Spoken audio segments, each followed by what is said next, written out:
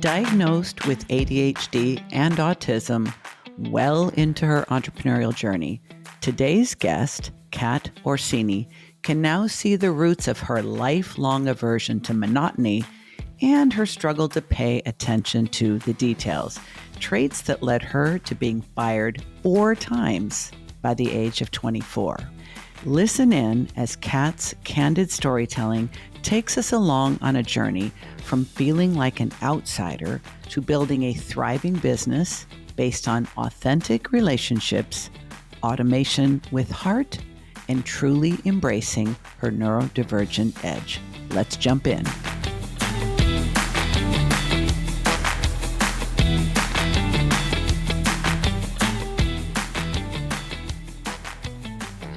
So, Kat, one of the things I know about you is that you don't like to just stay inside the box. You don't just play inside the sandbox. You take something over here and something over here and bring them together in a completely new way. One of the first things that attracted me to you and your work is that you talk about creating strategic conversations and relationship marketing, not to be confused with multi-level marketing, but you also combine that with automation. And I'm like, wait, what? Full stop. Aren't those two diametrically opposed things? Yeah, no, they're really not. And one of the reasons is really how I think about things. So I am someone who I hate waste. I hate wasting time, energy, money, all that other stuff. But, we are on the ADHD podcast. So I have ADHD. I also have autism. I was only diagnosed a year and a half ago with ADHD and with autism about 2 months ago. So I did all this stuff, that my whole business, right, before I knew I had these things. So this was me just operating in a neurotypical world and still having these kind of values and these interesting qualities, right, that I was trying to manage through. And one of the things that I knew and that I can now point to and say, oh, okay, this is, an autistic tendency, this is an ADHD tendency, was I can't stand monotony. I was actually fired 4 separate times before the age of 22 for my lack of ability to pay attention to details. It might have been 24. But anyway, that's so autistic, like specific date. I have to get it exactly right.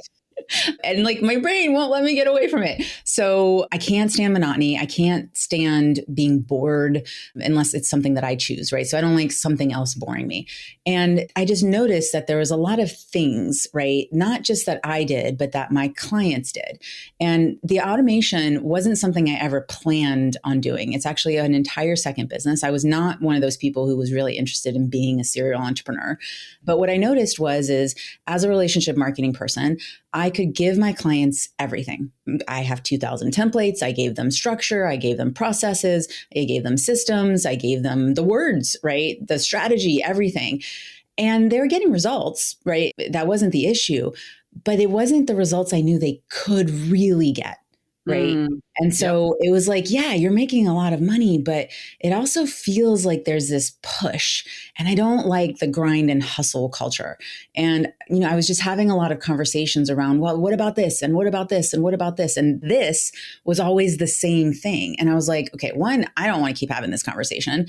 It's not necessarily something I can record and, give you access to as a training thing. It was a habit. And the habit had to do with an aspect of human interaction. And so I am a big proponent of bringing the heart back into business. Relationship marketing is about building relationships. And so I started looking at, all right, hold on. This doesn't mean this, because for me, it's like just because there's a problem doesn't mean that there isn't a solution out there. So even if something was designed to do one thing, doesn't mean I can't make it do what I want. Mm-hmm. So I started looking at where were my clients really kind of falling over themselves and kind of getting in their own way. And it had everything to do with the follow-up, kind of engaging people, having the conversation, staying in touch, keeping top of mind, everything from just following up from a conversation to staying in touch on a regular basis. And, I started looking at it and I looked at myself and I was like, all right, how much do I struggle with this? Yes. Do I have to put a lot of effort into it? Kind of do. Is it my favorite thing? No. But what if I didn't have to do this? And I always ask 2 questions when I meet something where there's resistance, right? Where there's maybe friction. I always ask, how can I make this easier? And how can I make this fun? Yes, those are my 2 questions too. Right? So I started looking at, well, what would make this easier? Well, it would make it easier if I didn't have to do it. And so I kind of jokingly said that to myself. And I was like, wait, hold on. What if I didn't have to do it? I think we're onto something. Right? Like, what if this was something that I really focused on? What was the part of the relationship that I really needed to be involved in? But what was the other pieces that I didn't really need to do? Right? That still needed to happen, but that I didn't actually need to do.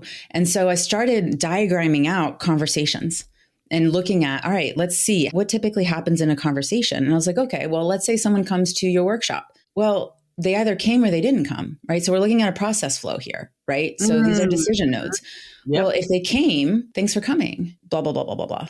If they didn't come, hey, I missed you, blah, blah, blah, blah, blah, blah. It's like, well, that can be automated because you're only ever really going to say, hey, thanks for coming or thanks for not coming. So can we just update this piece of information, which might require a human piece, or depending on how you set up the workshop, you can tell who showed up, and that just gets handled. So then I can focus on the people that maybe I had a really good connection with, or someone who basically had raised their hand and said, hey, this is something I'm interested in, and reach out to them directly, knowing that the automation is happening for everybody else and that they're going to get that information. And that lets me focus on the best opportunities and in an order that makes sense of not just everybody gets that touch point, but who are the people who are ready right now? And then focusing on the people that are becoming ready and releasing the people that don't, not to go off, but to engage them to see if there's other people they know that might be ready or becoming ready. You literally just created an entire mind map in my brain by talking me through this. It's like a bunch of people show up, but they're not all in the same place. Yeah. Right? Let's say you do a webinar. Let's say you do a workshop. Let's say whatever it is. Even in-person networking, it applies to every interaction you're going to have with a human.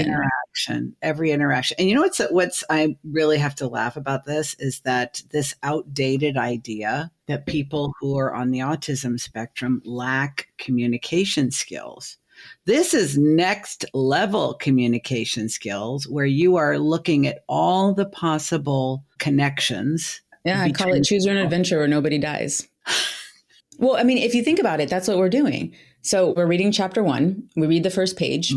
This is what happens. Here's a scenario. And I remember there was this otter book that I read, and the otter had the choice between going after the slow fish or the faster fish, right? So if you want the fast, and at the end it said fast fish, turn to page 62. You want the slow fish, turn to page 12.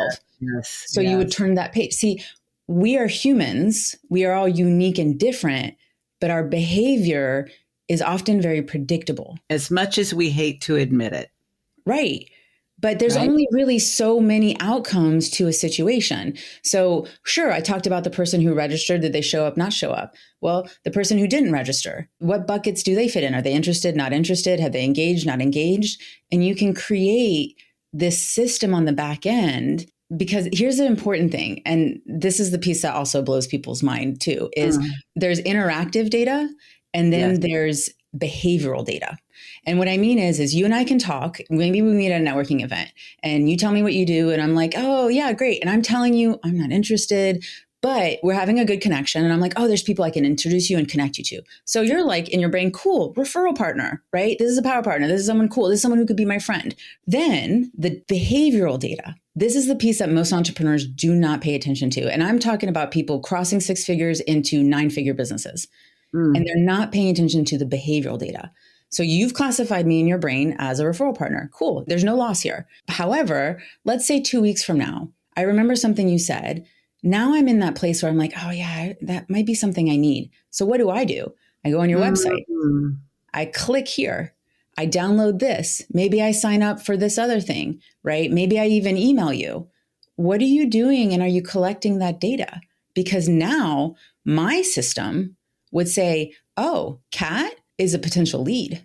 And ding, certain activities sends you an email saying, hey, Kat is a warm lead. Now you're getting that email and you're going, wait, hold on. I thought she was a referral partner. Let me go check out what she's been doing.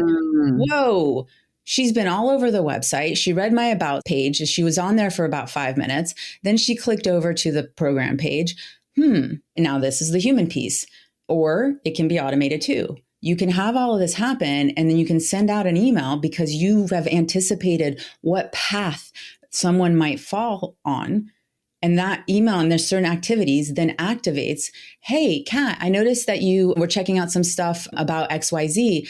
I actually have some ideas for you. Would you be open to jumping on a quick call? To make it easy, I just went ahead and dropped my calendar link here. Wow, and then maybe the that system reduces notices. the friction. It's also a little bit creepy that you're like, wait a minute, how does she know what I'm thinking? Sure, but She's you know reading what? my mind. But here's the thing.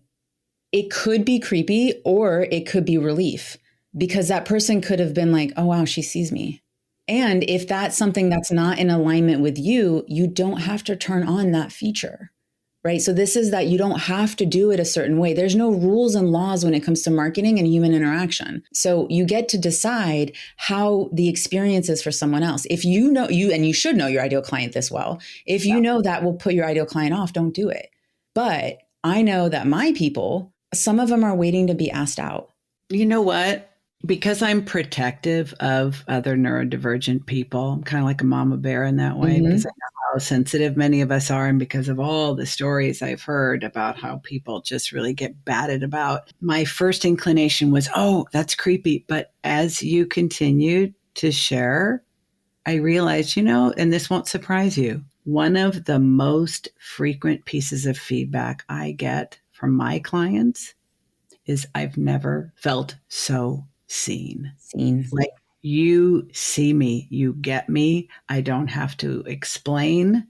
Like, you get it before I've even said. I mean, at first it's unsettling if they haven't experienced it before, but it's not only a tremendous sense of relief, it's also efficient as fuck because you don't have to explain anything or mask. Right. Let me caveat this with certain paths only expose themselves after a certain level of interaction.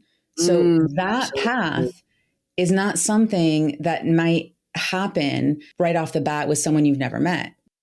I'm just trying to kind of expose some of the different options that people are not thinking about that could be automated. It's so much more information that's available to you, right? Like, I mean, when you think about the frustrations that people have with strategic relationship marketing, we know who we're trying to connect with. We know why we're trying to connect with them. We know where they hang out. We know how to approach. We know what they're interested in. But what we don't know in most cases is what they're thinking, how they're feeling, and what they're going to do next. What you're talking about, based on the fact that people are more predictable than they realize and that we realize, we can notice those micro decisions and those micro actions and what they reveal to us if we choose to have that level of information. And if we choose to act on it, we might not. We can say, my intuition, because I know you are a highly intuitive person. We talked about this in our first meeting. Like, where does intuition come in when you're looking at the behavioral data and your intuition tells you, I see what this is telling me, but my spidey senses are telling me something else? Yeah. So I tend to look at the intuition more from what am I trying to avoid versus what I tend to lean towards, which is what am I trying to claim? So instead of the spidey sense kind of focus, I tend to look at where I'm excited. So if I'm excited about someone, if I'm like, oh my God, you're amazing, you're awesome, my first level qualifier is, do I even like you as a human being? If I don't like you, I don't want to work with you. I can make anyone money. It's not a problem, but I don't want to make bad people more money. I want to work with people who have heart, who have this knowing, because this was me. I had a knowing that I was going to be successful. It didn't matter what I saw in front of me. And did I have my low moments? Absolutely. But I always had that knowing, I am going to figure this out. Those are my people, because I know that there's a block in front of them and they can't figure out and quite see what it is. I'm literally like, this is what it is. It takes me 30 seconds. And then it's just a matter of supporting them through helping them get out of their own way by creating structure and systems that allow them to move down the path faster and faster every time they walk it. You do something in your business that was surprising to me. And now I'm like, yes, ma'am. Now it completely makes sense. It was very easy for me to make a first appointment with you. Like, you caught my eye. I was reading the book that you co-wrote, Experts Never Chase. Brilliant title, by the way. Excellent book. And I thought, I want to have a chat with her. And I think you had just commented somewhere online, Kat, that you were adjusting to your new ADHD diagnosis. I'm like, I fucking knew it. Now I have to talk to her. You didn't set up a lot of barriers to that first conversation. In fact, I don't even remember when I filled out the form, if I had to acknowledge what it was I wanted to talk to you about. I That wasn't question talking wasn't to you even about there. no. And this is what's so fascinating, and how you can see your values and the way you think and what you prioritize just in the choices that you make in your business. You are most interested, before we talk about any kind of meaningful exchange, before I hire you, before you hire me, before we do a collaboration, before I accept an invitation to be a guest on your podcast, any of those things, I need to meet you. I need to experience you. I need to see if I like you and if I want to get to know you better, because before I know that, I really don't care about any of the rest. All the rest is going to be a hard no if that doesn't go well. So you really made it quite easy for us to connect. And I remember thinking at the time, this just feels like I'm just hanging with a friend that I just met, a new friend. And I thought, okay, when is she going to start asking me specific questions? And it kind of didn't go that way. And now I realize the brilliance of that. Your screen is not, okay, what kind of relationship is this going to be? Referral partner, strategic partner, content collaborator, client. It's like, do I even like this person? Mm-hmm. And everything else follows from there, which makes a whole lot of sense, because we do not have endless amounts of energy, and they get completely drained by people we don't like in any capacity. Yep, exactly. And someone will be one of four things. You'll be a potential client, you'll be a collaborator, a connector, or it's going to be a miss. One of those four, if not the three, right, will happen, right? So someone very rarely will fit into that fourth category. And so usually I say it's just a client, collaborator, or connector. And the reason is my marketing is loud enough that you know who you're talking to. And if you can't handle this, you're not going to schedule that call to chat with me, kind of thing. So I don't need that barrier, because I know one of those three things will happen. It's a knowing, because my focus is, how can we elevate each other? Sometimes it's me helping and working with you. Sometimes it's the opposite. And there's always an opportunity to collaborate and connect. And so I don't focus on the client piece. My first focus is how can I support this person?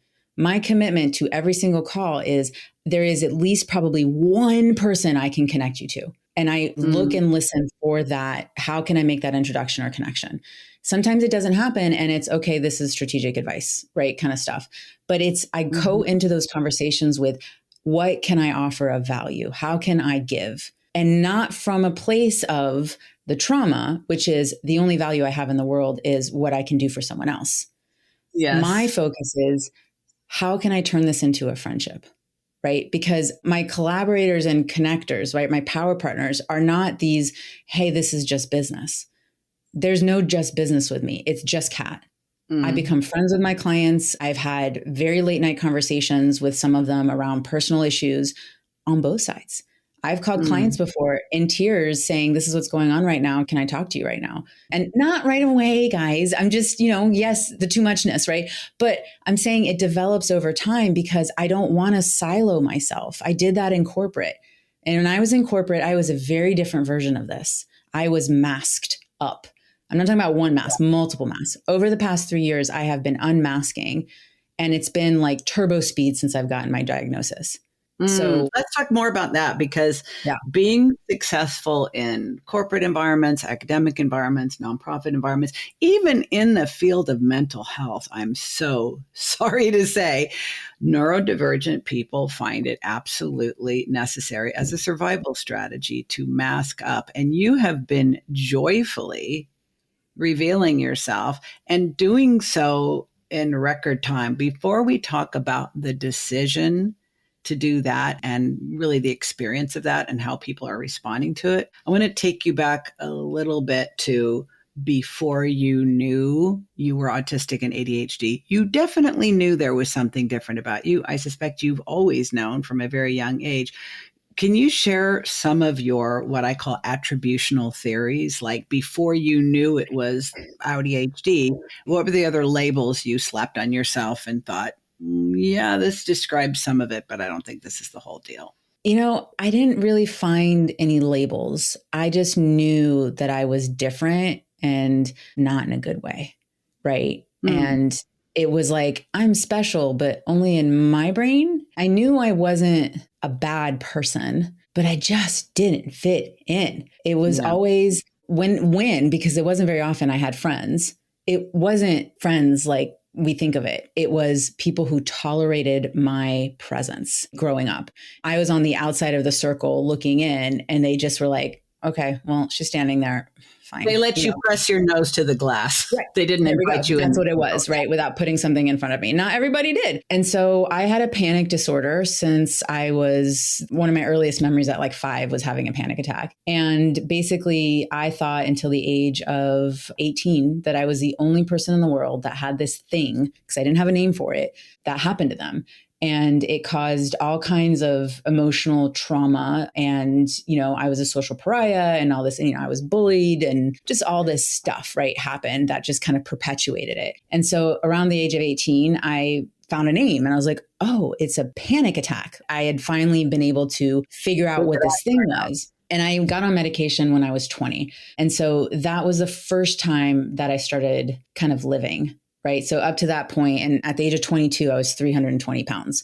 So it was just, trauma, food consumption, things like that. So the weight also didn't help with my ability to fit in literally physically or with other people, not only just being a little bit odd, but now I'm also the fat girl. And there's no problem with however much you weigh, but we didn't have body positivity when I was growing up. I grew up in the anorexic chic era of time. And so this was not acceptable in terms of how to look. It was non-desirable. I was persona non grata from any way I showed up. But there were just things that I just couldn't figure out that I could see other people doing. And it wasn't until it was my senior year of high school that I started figuring out how to work the academic system. What's interesting is I can look back at it now and be like, wait a minute, I made Dean's List every quarter in school. And yet it wasn't until the age of 18 that I thought that I had some kind of level of intellect. That doesn't quite add up. So I had finally at least been able to figure out how to be self-sufficient in the school system and get good grades.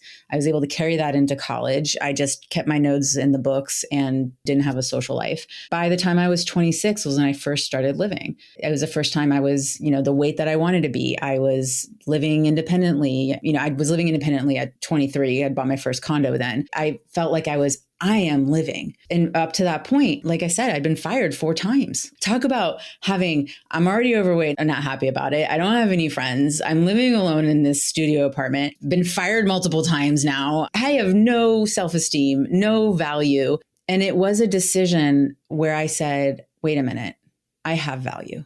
And that was the first time things started changing, where I was like, I have something to bring to the table, and I'm not going to keep hiding. I fought tooth and nail for and negotiated my salary for the job that I was going into. I have had that innate, even though you may not see me as a human that has value, I am going to be paid as a human that has value. That was something that I always had, just like I had a knowing that I was always going to be successful. And so those 2 things, that was bedrock for me. Those 2 things could not be cracked. I'm a former therapist, and I often think once a therapist, always a therapist. So I in no way want what I'm about to say to invalidate the lived experience of anyone listening to this conversation. And there is such incredible power in deciding to radically accept yourself, even if no fucking buddy else does, because sometimes we are so different. We are so exceptional. Our neurodivergence is so profound that there literally isn't a place where we are going to naturally fit in and be accepted and belong as our full selves unmasked. So being able to create that space, and we're going to talk about how you've done that in your business, being able to create that space for yourself is a must, and it must be predicated by you deciding, even if nobody else agrees, I have value, I am here for a reason, I have something to contribute, and my success is inevitable, and I'm going to be paid well enough that I can live independently as I choose. Nobody could have offered you permission. Nobody could have granted you the right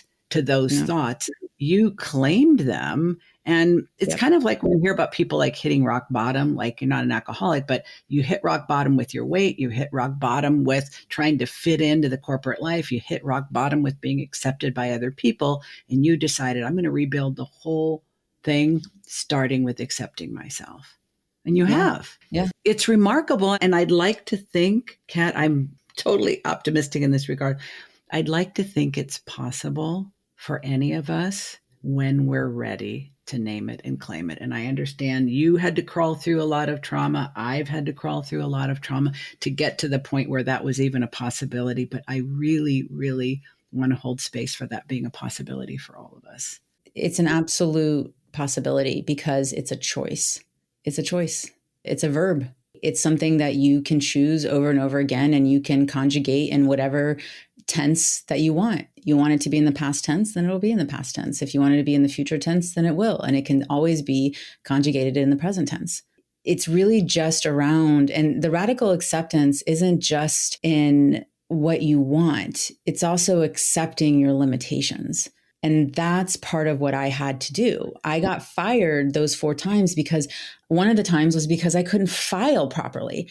I know my alphabet and I know it in 4 different languages, right? Because I speak 4 languages. I know it. I don't have dyslexia, but for whatever reason, my mind would go to mush and I would not be able to put this was back in the financial aid office where you pulled physical files. They had to be in alphabetical order or you had no idea. And it's not like it was like I was switching my D's and my P's.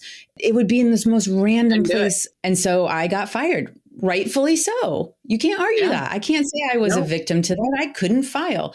I remember the second transition that I had was there's been just these milestones of buying my first place and being determined to do it, right? So having the gastric bypass surgery, buying my first place, negotiating for the hell out of that job after I'd been fired those 4 times so that I could make sure that I afforded my place and had things. But I remember when I was at Booz Allen, this was in my corporate career, I was starting to get the same feeling of, rated X now, I'm fucking up, right? Again, like there's these little details that I'm not paying attention to.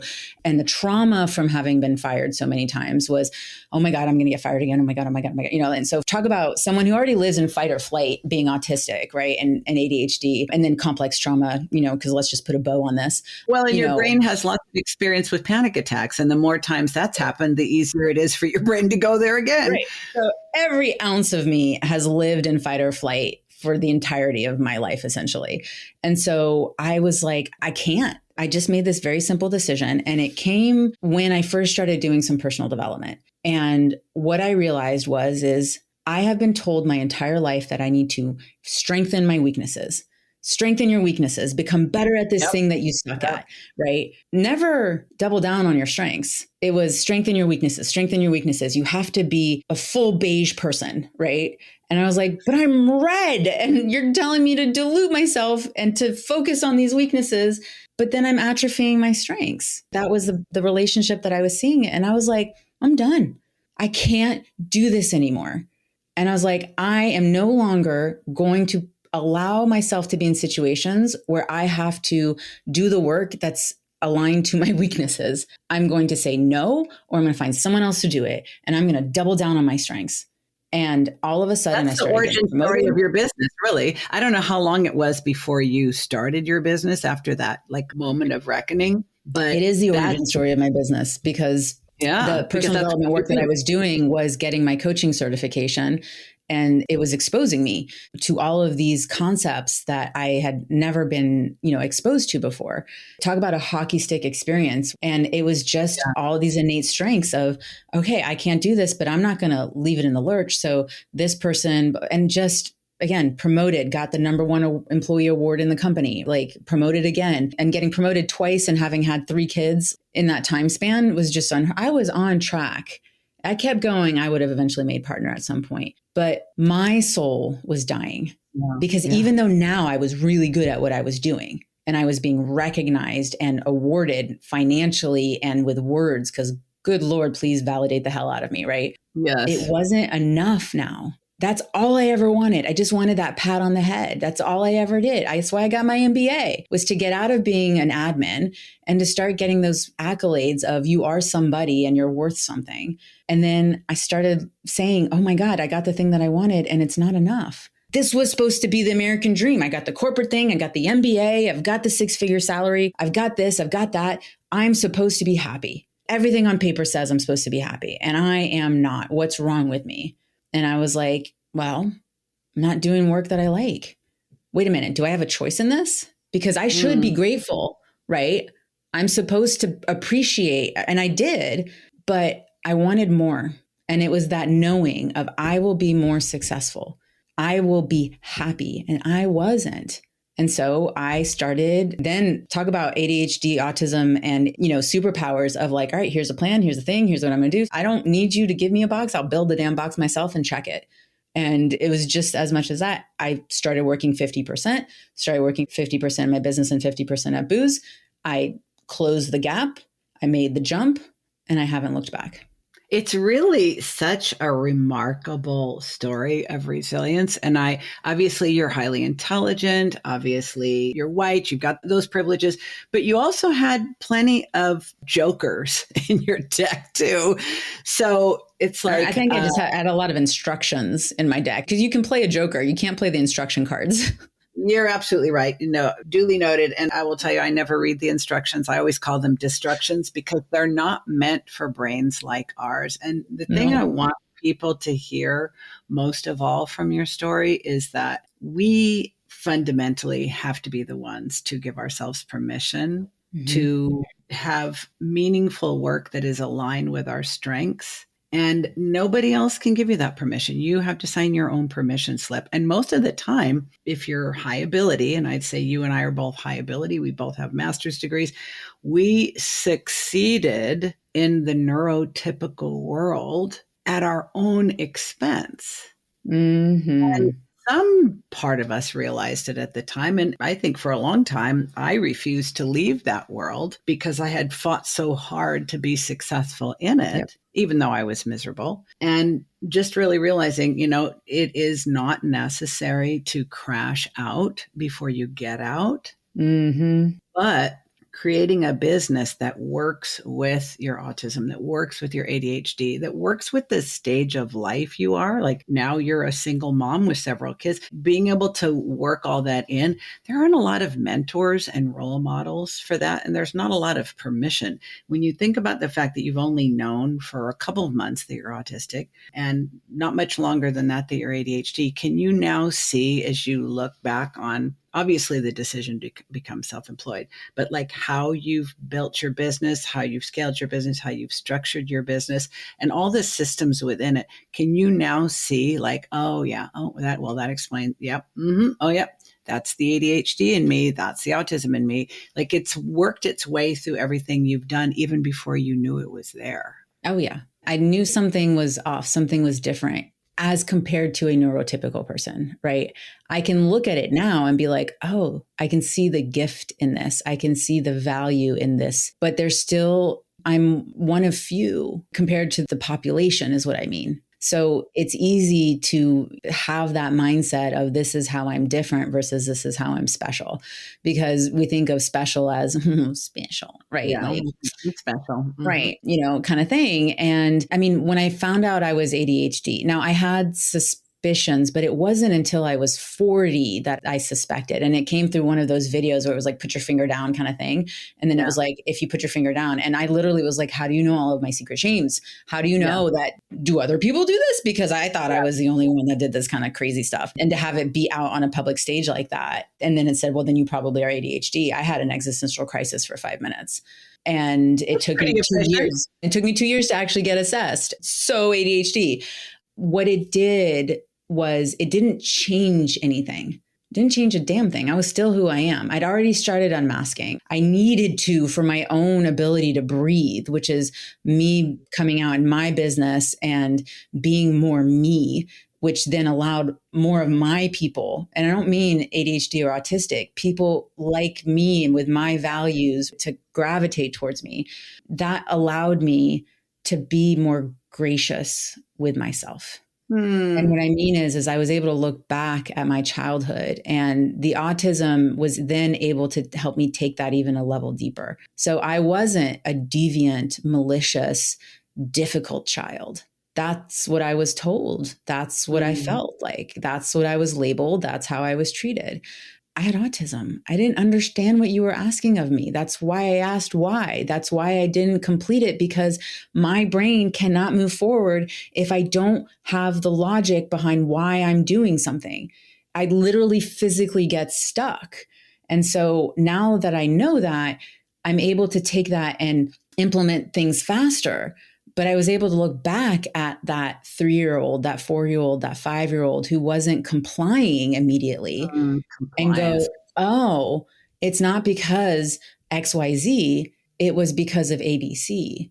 And so I could just love on myself a little bit more and not fault and be bitter as much with other people, and be able to say, you know what, we were at a different consciousness back then. People were at their own level of evolution. ADHD is like totally acceptable now. Autism, I feel like, is still getting there, right? But ADHD is like the cool kids club now kind of thing. And it's especially not in the entrepreneurial world. Right. And, I don't care. You have it, you don't have it, whatever. Having the labels did for me was it allowed me to embrace it, which meant that at any given time, I could have said, you know what, I think I'm autistic or ADHD, researched it, looked at what the structures are, how the brain operates, and be able to, I could not embody it and accept it until the label came through. When the label came through, I could then say, okay, almost like this is real. And here are some systems and strategies that I can use to help, blah, blah, blah, right? And I could start understanding my thought patterns. I could start looking at, where is this popping up? This confluence of these 3 things of ADHD, autism, and complex trauma. And how is it helping me? And how is it potentially aggravating? How are they fighting each other? And how are they helping each other? Because they can fight against me or they can support me. And so being able to kind of start looking at where I have friction in my life, how are those things influencing that experience? And is there something I can change with my relationship with those labels that then allow me to create more success? An increasing number of entrepreneurs are recognizing that they have both ADHD and autistic traits, and they need to know that there are others who have found a way to leverage these unique gifts, like Kat. If this conversation fits for someone you know, I've made it super easy for you to share it with them. There's a special link in the show notes, along with links to Kat's book, website, and more.